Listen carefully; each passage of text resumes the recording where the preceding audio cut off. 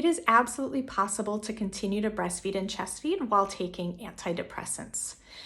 While there are many treatments for treating perinatal mood and anxiety disorders, such as therapy, bright light therapy, herbal supplements, sometimes medication is warranted. And so when medication is the best option for the nursing parent, it's important to do some research, as some SSRIs are more likely to pass through your breast milk than others.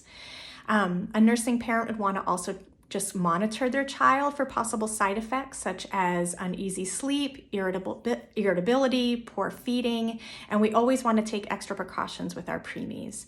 And so while there are some risks associated with taking antidepressants while nursing, the risk of untreated depression may be even greater. And so all risks and benefits must be carefully weighed for each parent. And a great resource is the uppitysciencechick.com for this information.